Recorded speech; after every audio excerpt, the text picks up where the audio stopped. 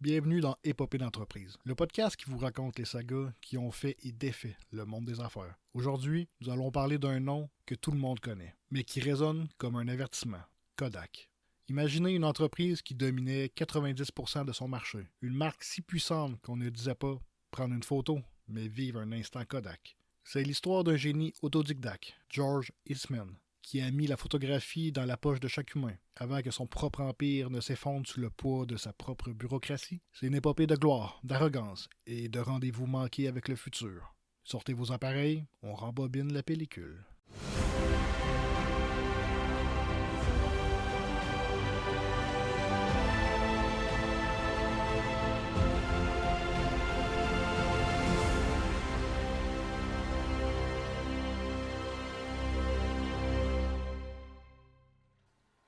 Imaginez l'Amérique de la fin du 19e siècle.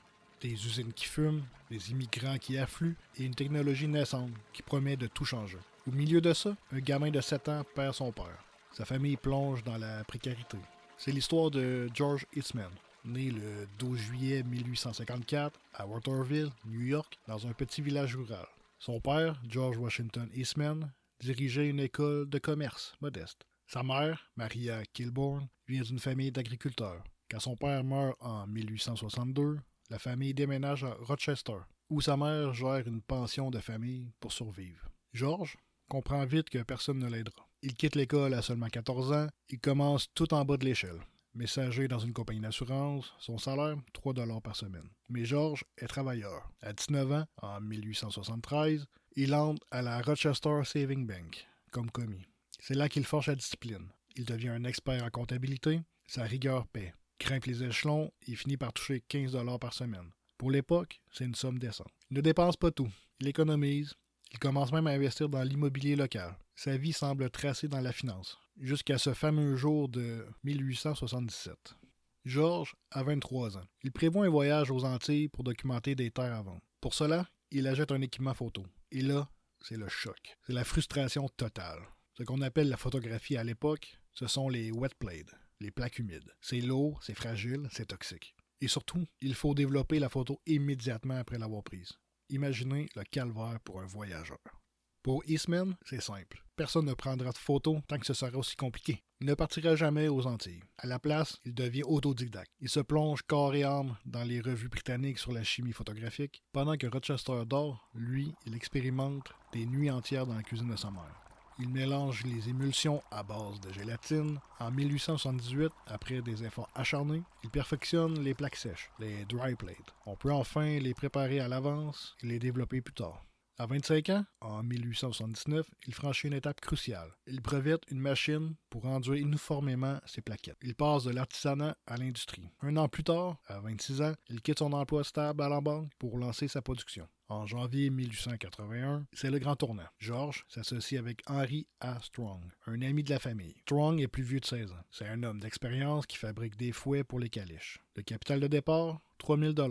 1000 vient d'Eastman, 2 000 $ de Strong. C'est ainsi que naît la Eastman Dry Plate Company. Dans un petit atelier situé au 71 State Street, à Rochester, Strong apporte la stabilité de gestion. Eastman apporte l'innovation pure. L'idée fondatrice est révolutionnaire pour l'époque. Simplifier la photographie pour tous. Ce n'est plus réservé aux pros ou aux riches. Eastman veut un modèle verticalisé. Fabriquer les plaques, fabriquer les appareils et s'occuper du développement. C'est cette alliance improbable, scellée dans une petite ville de l'État de New York, qui va changer l'histoire de l'image à tout jamais. Le succès n'est pas immédiat. Jusqu'en septembre 1880, George mène une double vie, épuisante. Commis de banque le jour, alchimiste la nuit, il travaille jusqu'à l'épuisement, hanté par l'idée que quelqu'un d'autre pourrait trouver la solution avant lui. En 1884, l'épopée manque de s'arrêter net. C'est la catastrophe. Une série d'émulsions défectueuses est envoyée aux clients. Les plaques deviennent noires, inutilisables. La réputation de la toute jeune entreprise est ruinée. George pourrait nier, mais il fait un choix. Il rembourse chaque client personnellement. Il améliore ses procédés au prix d'efforts surhumains. C'est une résilience remarquable qui sauve l'entreprise de la faillite de justice. C'est le moment pivot. George comprend que le verre est une impasse. Il développe d'abord un film en papier souple, puis en 1889, passe au celluloïd. C'est transparent, c'est durable, c'est l'avenir. L'entreprise change de nom pour devenir la Eastman Dry Plate and Film Company. Mais George cherche encore quelque chose. Il lui faut une identité. George Eastman comprend qu'il lui faut un nom s'il veut que les gens achètent son invention. Un nom qui ne veut rien dire, mais que personne n'oubliera. Il s'assoit avec sa mère, Maria. Il joue à un jeu d'anagramme. Il adore la lettre K. Pour lui, c'est une lettre forte, incisive. Une lettre qui claque. Il veut un mot qui commence et qui finit par K. Le 4 septembre 1888, le nom Kodak est déposé. Ce n'est pas un nom de famille, ce n'est pas une description technique, c'est la première marque moderne conçue pour être universelle. Le premier appareil Kodak arrive sur le marché. Un boîtier simple, chargé de 100 expositions, vendu 25 $. C'est là que George invente le marketing moderne avec ce slogan légendaire. You press the button, we do the rest. Pressez le bouton, nous faisons le reste. Le concept est génial. Vous prenez vos photos, vous renvoyez l'appareil entier à l'usine et pour 10 $, il développe vos photos et recharge l'appareil. C'est la naissance de la snapshot photographie. On ne capture plus seulement des portraits figés, on capture des instants de vie. En 1892, l'entreprise devient officiellement la Eastman Kodak Company. C'est l'explosion mondiale. George voit grand. Il ouvre des bureaux en Europe. Une usine à Harrow, en Angleterre, dès 1889, et crée Kodak Pathé en France en 1898. Mais George ne se contente pas de vendre des boîtes. Il bâtit une ville dans la ville, Kodak Park, un complexe industriel modèle avec des laboratoires à la pointe, des usines immenses, mais aussi des logements pour ses employés. Il instaure un paternalisme avant l'heure, des primes et des systèmes de retraite. C'est extrêmement rare pour l'époque. George veut que ses ouvriers soient aussi fidèles que ses clients. En 1900, Eastman lance l'arme fatale, le Brownie. Conçu par Frank Brownell et inspiré par des lutins de contes populaires, c'est un boîtier en carton qui ne coûte qu'un petit dollar. Le film, 15 cents. C'est un jouet, mais c'est un jouet qui fonctionne. Il cible les enfants et les novices. Des millions de Brownies sont vendus. Kodak vient de fidéliser sa clientèle dès le berceau. Au tournant du 20e siècle, Kodak ne se contente plus de figer des instants de vie sur du papier. L'entreprise s'attaque désormais à un défi qui semble alors relever de la magie, faire bouger les images.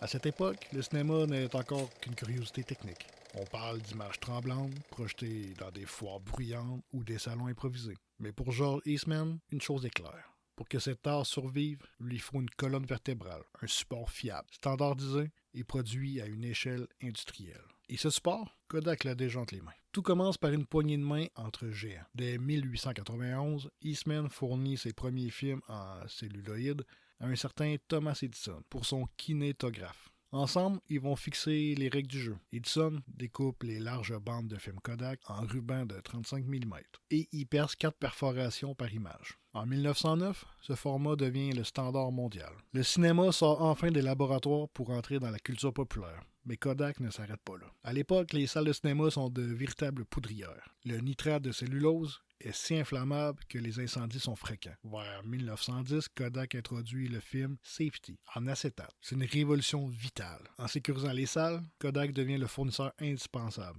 le garant de l'industrie. Lights, camera, action.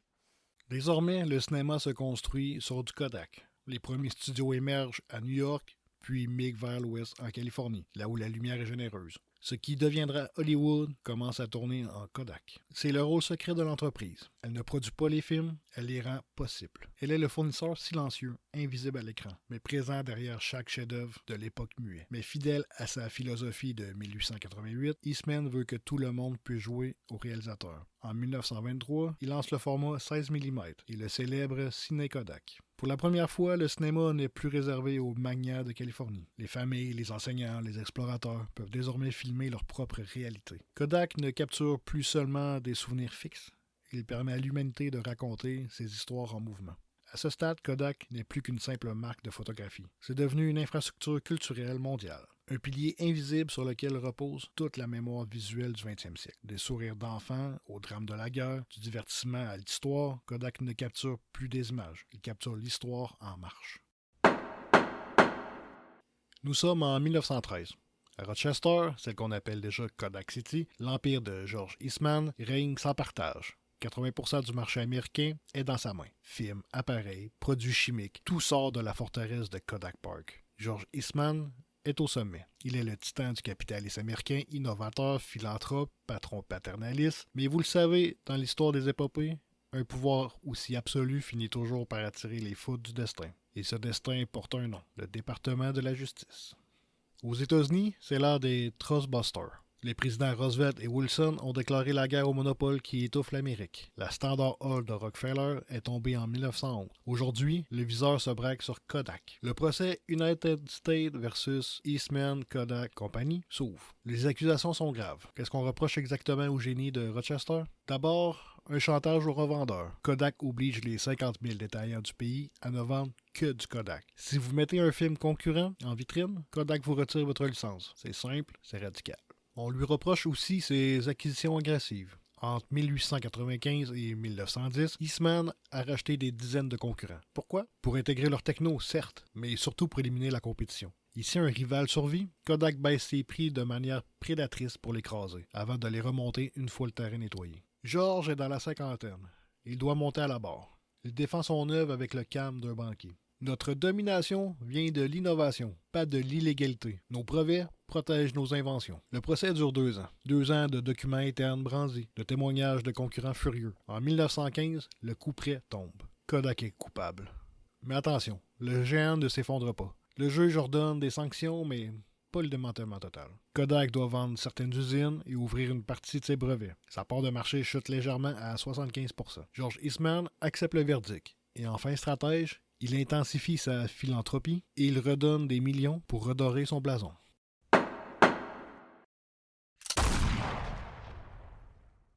La domination de Kodak dépasse désormais le simple divertissement des salles obscures. Lorsque le monde bascule dans les grands conflits du siècle, Kodak ne reste pas à l'arrière. L'entreprise est au front. Ses films documentent, analysent et archivent l'horreur comme la victoire. La caméra devient pour la première fois un outil de mémoire universelle. Tout bascule en avril 1912 avec un petit bijou de technologie, le Vest Pocket Kodak. Imaginez un appareil pas plus grand qu'un iPhone moderne. Il tient littéralement dans la poche d'un gilet. Vendu seulement à 6$, il est compact, robuste et prêt à tout. Kodak le comprend rapidement et le market avec une agressivité visionnaire sous le nom qui va rester, The Soldier Kodak. Quand la guerre éclate en 1914, les chiffres donnent le tournis. En Grande-Bretagne, on passe de 5 500 unités vendues à plus de 28 000 en un an. Pourtant, les états-majors sont terrifiés.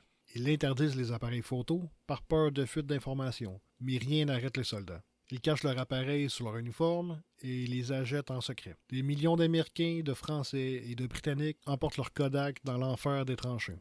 Ils capturent tout. Les camarades au repos, les visages sous les masques à gaz, les paysages de ruines. Malgré les interdits, ces photos deviennent les archives les plus intimes et les plus humaines de la Grande Guerre. Kodak encourage ce mouvement avec des publicités audacieuses. Écrivez votre propre journal visuel de la guerre. Les journaux offrent même des primes pour des clichés envoyés du front. Résultat, des millions d'images qui humanisent le conflit. On ne voit plus des héros anonymes sur des affiches de propagande. On voit des hommes ordinaires. Kodak ne capture plus seulement des moments joyeux, il capture l'histoire, brute, tragique et humaine. Pendant que les soldats cliquent sur le front, l'usine de Rochester tourne à plein régime. Kodak fournit les films pour la reconnaissance aérienne et ouvre même une école de photographie militaire à Kodak Park en 1918. Arrêtez-vous un instant. Sans Kodak, nous n'aurions pas ces témoignages visuels de la Première Guerre mondiale. Kodak ne vend plus des appareils. Il vend l'immortalité des instants, même les plus sombres.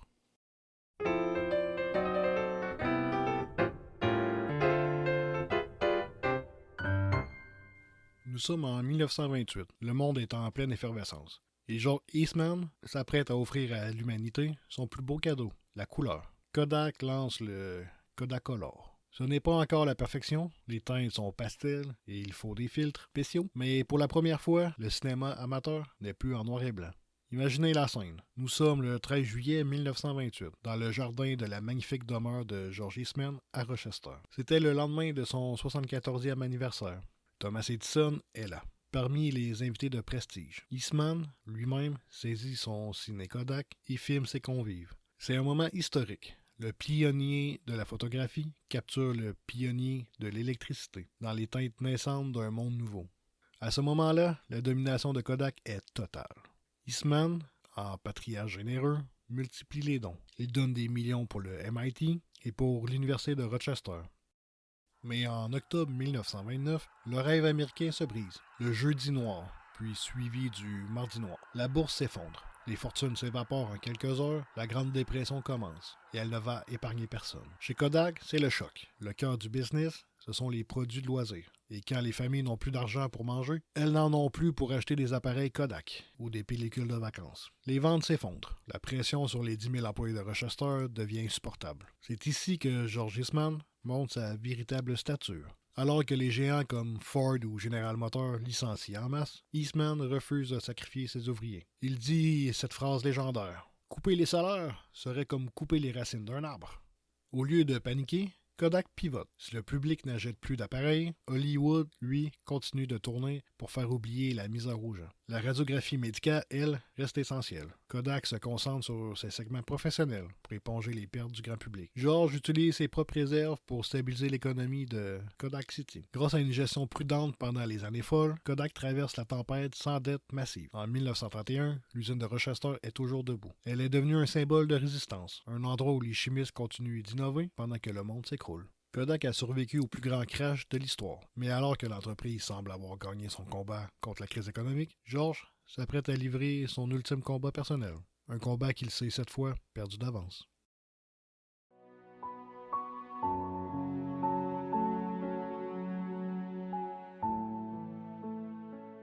En 1932, George Eastman a 77 ans. L'homme qui a passé sa vie à capturer le mouvement est trahi par son propre corps. Il souffre d'une sténose spinale, une maladie dégénérative de la colonne vertébrale. C'est la même pathologie qui avait rendu sa mère infirme. Le fauteuil roulant est une prison insupportable. La douleur est constante, implacable. Le 14 mars 1932, Eastman agit avec la précision d'un horloger. Il n'y a pas de place pour le chaos. Il réunit ses avocats dans sa majestueuse demeure coloniale de Rochester pour mettre à jour son testament une dernière fois. Il a déjà tout donné. Des millions aux universités, des cliniques dentaires pour les enfants pauvres. Son empire est sécurisé.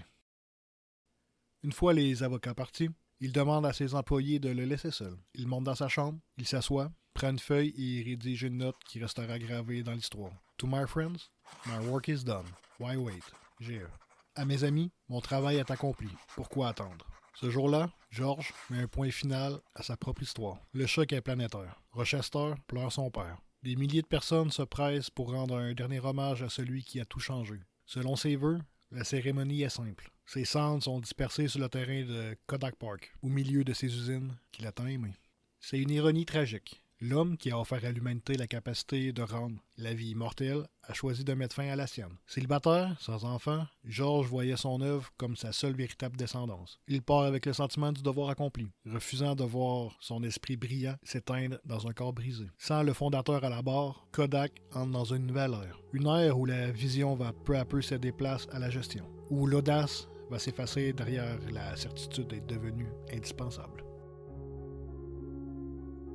George Eastman n'est plus là, mais son ombre plane toujours sur Rochester. Son œuvre est si vaste, sa structure si solide, que l'entreprise ne s'arrête pas de respirer. Mais qui va prendre la relève? Dans un premier temps, ce sont ses lieutenants fidèles, comme Frank Lovejoy, qui assurent la transition. Et l'avenir de Kodak va sortir des éprouvettes de deux inventeurs improbables que George lui-même avait accueillis dans ses laboratoires peu avant sa mort. Léopold Godowski Jr. et Léopold Manes, ce ne sont pas des ingénieurs classiques. Ce sont deux musiciens amateurs, un violoniste et un pianiste passionnés de chimie. En 1935, il offre à Kodak son invention la plus légendaire, le Kodachrome. C'est une prouesse chimique sans précédent. 3 couches d'émulsion superposées sur une seule pellicule. Le monde ne ressemble plus à un vieux souvenir gris. Il explose littéralement en rouge, en bleu et en vert.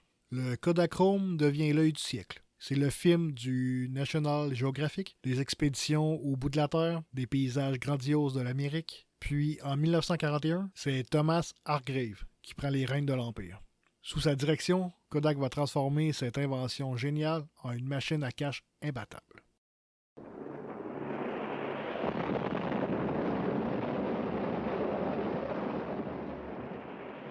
En 1939, le monde bascule à nouveau dans la guerre. George Eastman n'est plus là pour voir ce qui s'en vient. Mais l'empire qu'il a bâti va devenir presque malgré lui un rouage essentiel à la survie du monde libre. Après l'attaque de Pearl Harbor, en décembre 1941, Kodak cesse d'être une entreprise de loisirs. Elle devient une usine de guerre. À Rochester, Kodak Park se transforme. Les chaînes de production tournent jour et nuit. Des milliers d'employés et surtout des milliers de femmes, les célèbres Rosie de Riveter remplacent les pellicules de vacances par des équipements militaires. La contribution la plus cruciale de Kodak se joue dans le ciel. L'entreprise produit des caméras de reconnaissance aérienne, dont la K24, conçue pour résister au froid extrême, aux vibrations et à l'altitude. Grâce au film Kodak, les Alliés peuvent photographier les lignes ennemies, analyser les fortifications, préparer des offensives majeures, dont le fameux débarquement de Normandie, et évaluer les dégâts après les bombardements. La guerre moderne devient une guerre d'images, de données, de précision. Mais Kodak ne fournit pas que les yeux.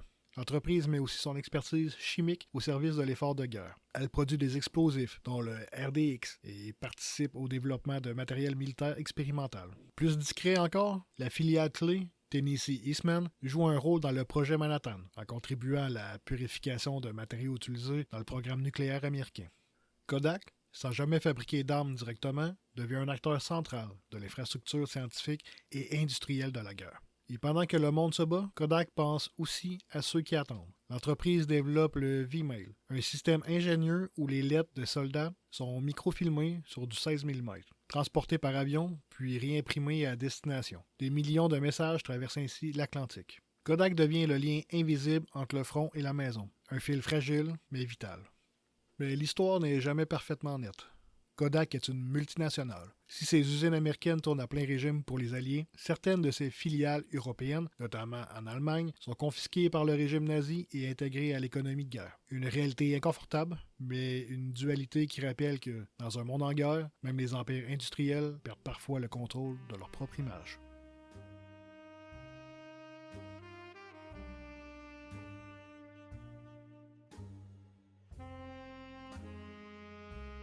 Nous sommes à la fin des années 1940. Kodak ne domine pas seulement le marché, elle est le marché. Après la guerre, l'Amérique entre dans une ère de prospérité insolente. Les familles achètent des maisons, des voitures et surtout, elles veulent capturer leur bonheur en couleur. Le Kodachrome et l'Ektachrome sont devenus les standards absolus de la vision américaine. À Rochester, on contrôle tout, environ 90% du marché des films couleur et 95% du développement. Le système est parfaitement verrouillé. Vous achetez un appareil Kodak, vous y insérez un film Kodak et vous le renvoyez par la poste à Kodak pour le faire développer. C'est le modèle économique parfait, une boucle fermée, une forteresse.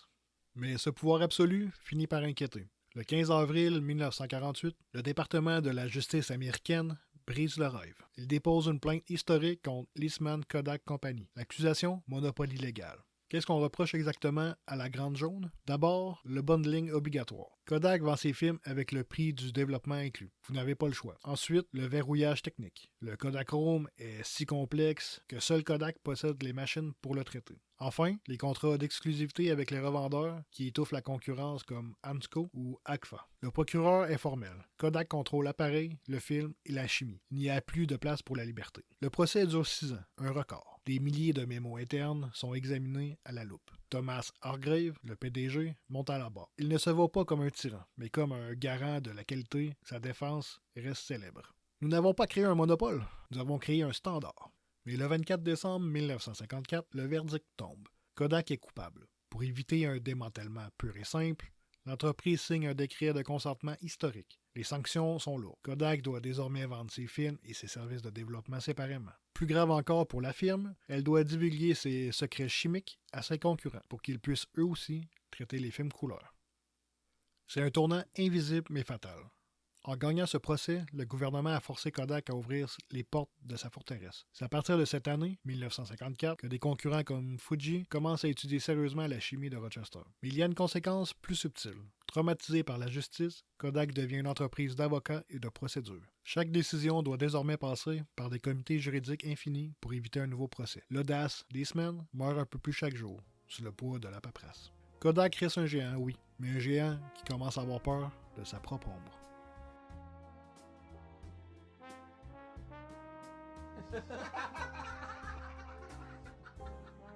Imaginez une amitié qui dure plus de 30 ans. Deux géants qui se complètent si parfaitement qu'ils semblent ne former qu'un seul corps. L'un est le cerveau, l'inventeur fou du futur. L'autre est le muscle, l'usine capable de nourrir le monde entier. C'est l'histoire de Kodak et Polaroid. Une alliance qui aurait dû dominer le siècle, mais qui va finir dans les flammes d'une trahison qui coûtera des milliards. Tout commence en 1934. Edwin Len, n'est qu'un étudiant de 25 ans à Harvard. Mais c'est déjà un génie. Il vient d'inventer un filtre capable de dompter la lumière. Son tout premier client, Kodak. Pendant 30 ans, ils sont inséparables. En 1948, quand Len lance sa première caméra instantanée, ce miracle qui développe une photo en 60 secondes, c'est Kodak qui fabrique le négatif. C'est Kodak qui fournit la chimie. Kodak est le grand frère industriel, puissant et protecteur. Polaroid est le petit frère génial que l'on couvre. À cette époque, Polaroid est même le deuxième plus gros client mondial de Kodak. Le mariage parfait. Mais à Rochester, dans les bureaux feutrés de Kodak, le vent tourne. Le succès de Polaroid commence à agacer. Pourquoi laisser une miette à Polaroid quand on peut dévorer tout le gâteau? L'arrogance d'un monopole ne supporte pas l'ombre, même celle d'un ami. En 1968, c'est le point de non-retour. Edwin Len invite ses partenaires de Kodak dans son laboratoire secret. Il leur montre le futur, le système SX70, un appareil qui s'ouvre comme un origami. Il injecte une photo qui se développe seule à la lumière sans aucun déchet. C'est de la magie pure. Len demande à Kodak de produire la chimie de ce miracle. Mais Kodak, ivre de sa propre puissance, pose une condition qui ressemble à un braquage. On fabrique votre film, Edwin, mais en échange, on veut le droit de vendre nos propres pellicules Kodak pour vos appareils Polaroid.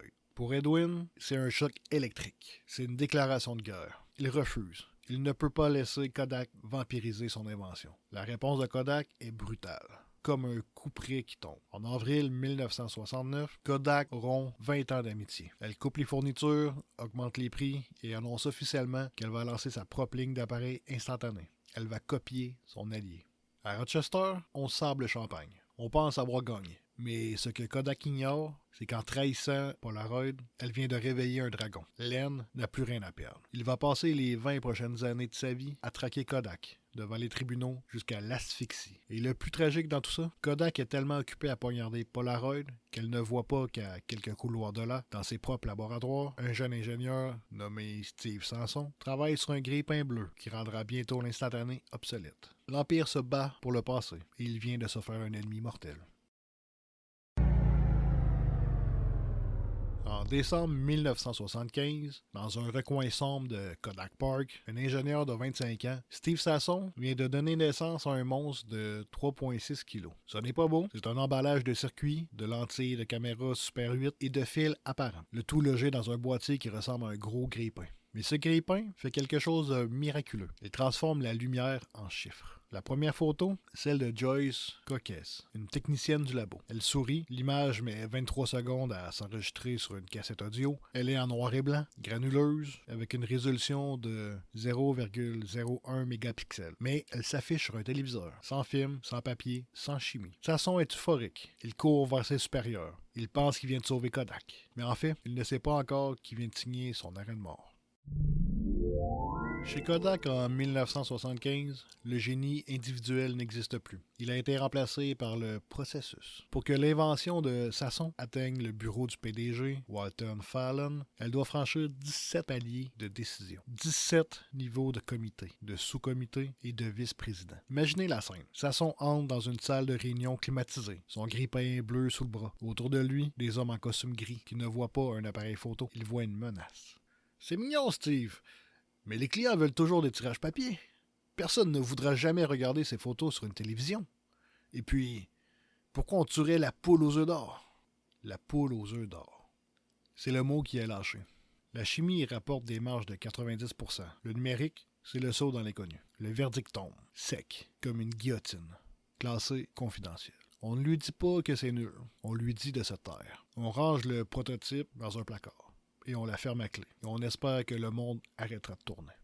Steve Sasson lui-même, des années plus tard, lors d'une interview au New York Times, en 2005, j'ai dit que ça remplacerait le film, dans 15 ou 20 ans. Ils m'ont répondu « Tu es fou ». Sasson n'était pas fou. Il était juste trop optimiste de 17 ans. Pendant que Rochester s'endort sur ses milliards, à 800 km de là, Polaroid continuent de hanter leur nuit. Et au Japon, chez Sony et Fuji, on commence déjà à démonter des téléviseurs pour comprendre comment capturer la lumière sans pellicule.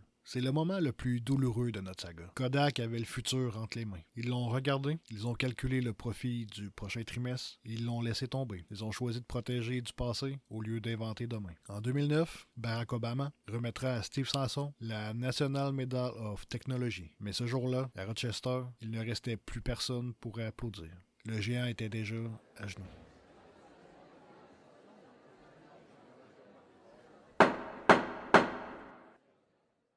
En avril 1976, à Rochester, l'arrogance a remplacé la vision. Kodak vient de lancer ses caméras instantanées, EK4 et EK6. Le message est clair, ils veulent le monopole. Partout, tout le temps. Mais à Boston, un homme ne compte pas se laisser faire. Edwin Len, le génie derrière Polaroid, voit cela comme une trahison personnelle. Un viol de sa propriété intellectuelle. Il ne se contente pas de protester. Il sort les griffes. Polaroid dépose une plainte pour la violation de 12 brevets. C'est le début d'une guerre de tranchées judiciaires qui va durer 15 ans. Imaginez le champ de bataille. 300 témoins, 100 000 pages de documents confidentiels jetés en pâture aux avocats. Le mémo interne de Kodak révèle une vérité gênante. Ils ont observé, disséqué et copié le système SX70 de Polaroid parce qu'il était incapable d'inventer mieux. En 1985, le coup près tombe. La juge, Ria Zobel, rend un verdict qui fait l'effet d'une bombe atomique dans le monde des affaires. Kodak est coupable. L'ordre est brutal. Kodak doit cesser immédiatement toute production. Du jour au lendemain, 13 millions d'appareils photo Kodak déjà vendus deviennent des objets inutiles. Des briques de plastique sans pellicule disponibles. C'est une humiliation sans précédent. Kodak doit racheter les appareils de ses propres clients ou leur offrir des bons d'achat. La Grande Jaune présente ses excuses dans les journaux. Le leader mondial est à genoux, obligé de rembourser sa propre arrogance. Puis en 1991, après des années d'appels désespérés, Kodak signe le chèque final. 925 millions de dollars, presque 1 milliard, envolé en fumée judiciaire. C'est ici que la tragédie atteint son paroxysme. Pendant que Kodak et Polaroid se déchiraient les entrailles pour savoir qui avait le droit de vendre du papier chimique qui sort d'une boîte, le futur, lui, n'avait plus besoin de papier. Pendant ces 15 ans de guerre, le numérique, ce fameux grille-pain bleu, né chez Kodak en 1975, attendait toujours dans son placard. Kodak a dépensé 1 milliard de dollars pour défendre un passé qui était déjà en train de mourir. L'ironie est cruelle. Polaroid gagne le procès, mais perd la guerre du temps. Elle fera faillite 10 ans plus tard. Kodak, elle, sort de cette épreuve saignable, son image de marque brisée et ses coffres vidés. Les deux géants de l'argentique se sont mutuellement détruits, trop occupés à se battre pour le trône d'un royaume qui était déjà en train de s'évaporer. L'Empire vacille, et cette fois, ce ne sont pas les tribunaux qui vont porter le coup de grâce, mais un concurrent venu de l'Est, plus rapide, plus agressif et prêt à tout pour transformer le moment Kodak en un souvenir lointain.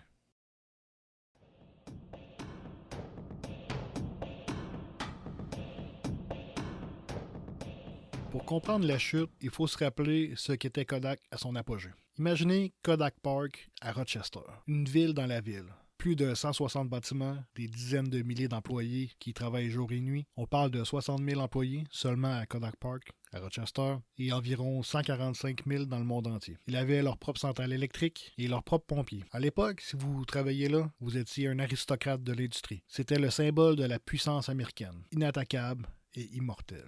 Mais en 1984, un séisme va faire trembler ces murs centenaires. Et tout commence par un événement sportif mondial.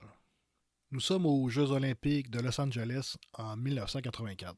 À l'époque, c'est tout simplement le plus grand écran publicitaire de la planète. Pendant 2 semaines, le monde entier regarde les mêmes images, les mêmes visages, les mêmes exploits. Et depuis des décennies, ces images portent presque toujours la même signature, Kodak. Car les Jeux olympiques, ce n'est pas un partenariat comme les autres pour Kodak. Depuis le début du 20e siècle, la marque est synonyme de mémoire collective. Elle équipe les photographes officiels, fournit les pellicules, immortalise les records, les larmes ainsi que les victoires. Les Jeux sont, par essence, une succession du Kodak moment. Mais en 1984, quelque chose change.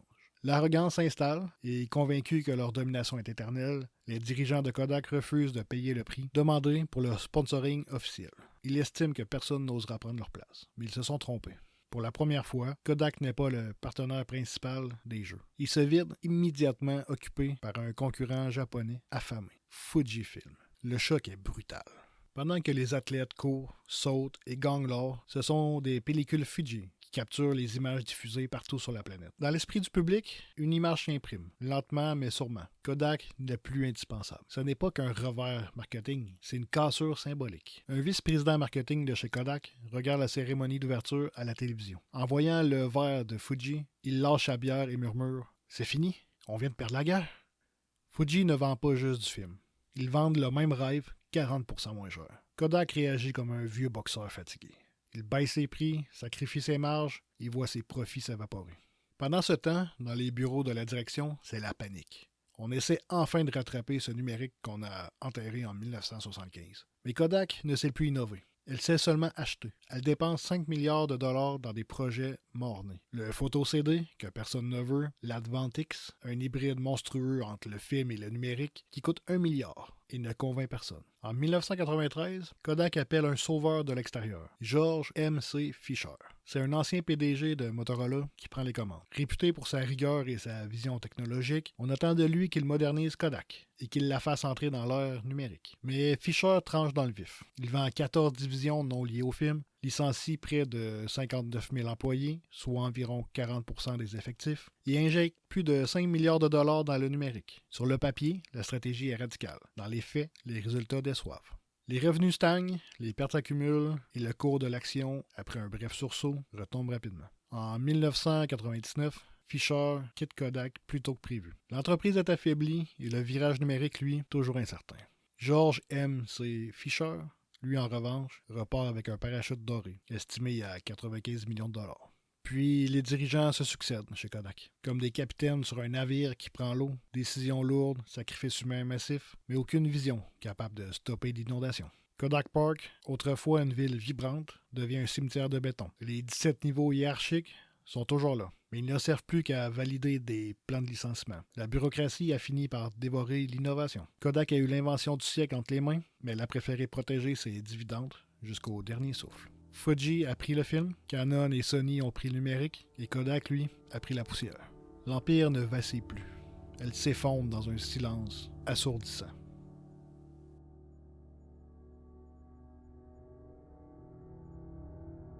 Nous arrivons au cœur de la tragédie.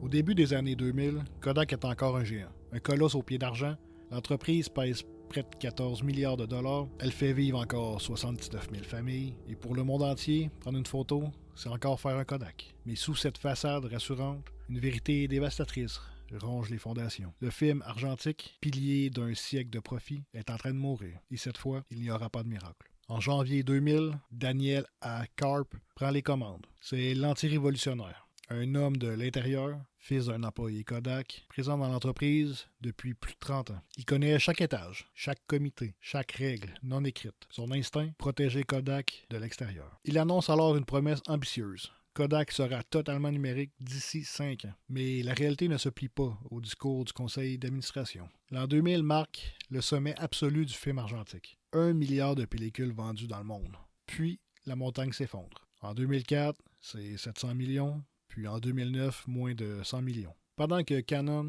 Sony et Nikon envahissent les vitrines, un nouvel acteur surgit et frappe là où Kodak n'a jamais regardé. L'iPhone. La photographie change de camp. Il quitte les chimistes pour entrer dans les téléphones. Kodak regarde le train passer, immobile, pétrifié. Alors que Kodak tente de courir, mais sans savoir dans quelle direction courir, on rajette Aux Photos, un site de partage de photos. Vision juste, mais exécution lente. Facebook arrive et c'est l'écrasement total.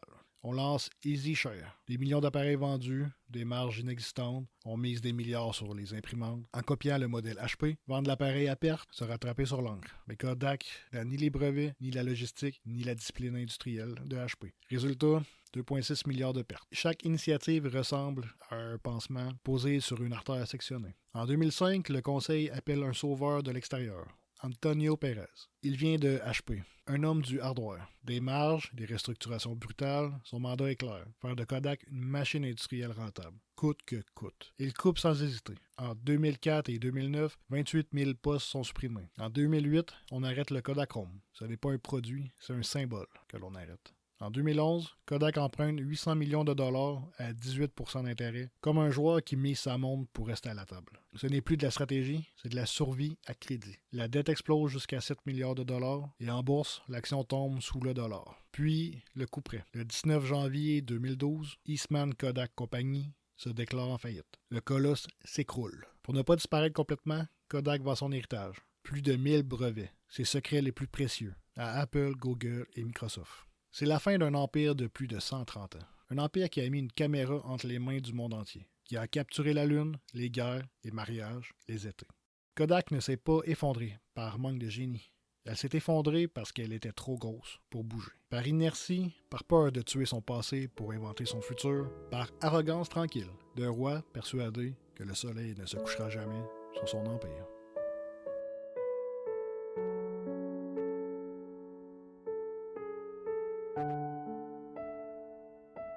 Le 3 septembre 2013, Kodak sort officiellement de la faillite. Mais l'Empire n'est plus qu'une ombre portée sur le mur de l'histoire. Des 145 000 employés de l'âge d'or, il n'en reste que quelques milliers. Kodak Park, jadis cité industrielle titanesque, est devenu trop vaste pour son propre héritage. Le nouveau Kodak ne cherche plus à être dans vos poches ni dans vos salons. Il a quitté la lumière pour devenir une entreprise de l'ombre, du B2B, business to business. Kodak fabrique aujourd'hui les presses industrielles qui impriment vos emballages, vos étiquettes, vos cartons. Elle utilise toujours son génie de la chimie pour inventer les matériaux de demain. Discrète, invisible, mais encore essentielle. Et puis, il y a ce miracle. Alors que tout le monde annonçait la mort du film, Kodak est devenu le dernier sanctuaire d'Hollywood. Quand vous regardez Oppenheimer ou Dune, quand la lumière semble presque vivante à l'écran, vous regardez encore du Kodak. Christopher Nolan, Quentin Tarantino, Denis Villeneuve, ils refusent de laisser mourir la pellicule. Kodak ne domine plus le monde, elle en préserve la beauté. Alors, que retenir de cette épopée? George Eastman avait un rêve simple. Rendre la photographie accessible à tous. Il a réussi au-delà de tout ce qu'il aurait pu imaginer. Il a offert au monde la mémoire. Mais Kodak nous laisse aussi une leçon brutale. L'innovation sans courage n'est qu'un brevet qui dort. Kodak n'est pas tombé par manque de génie. Il est tombé par peur de son propre futur. Il a préféré protéger ses profits immédiats plutôt que de conquérir l'inconnu. Kodak n'a pas manqué d'idées. Elle a manqué de courage, étouffée par la bureaucratie. Aujourd'hui, Kodak est plus petite, mais elle est vivante. Et peut-être que la vraie victoire, ce n'est pas d'être éternel, mais de laisser une trace. Parce qu'au fond, Kodak ne vendait pas des pellicules. Elle nous offrait une arme contre l'oubli. Mais l'histoire de Kodak n'est pas seulement celle d'un géant tombé, c'est un avertissement. Le prochain Kodak existe déjà, et il croit être invincible. Et vous, qui croyez-vous que c'est? Merci d'avoir écouté Épopée d'entreprise. Si cette histoire vous a marqué, partagez-la, et je vous retrouve très bientôt pour une nouvelle épopée.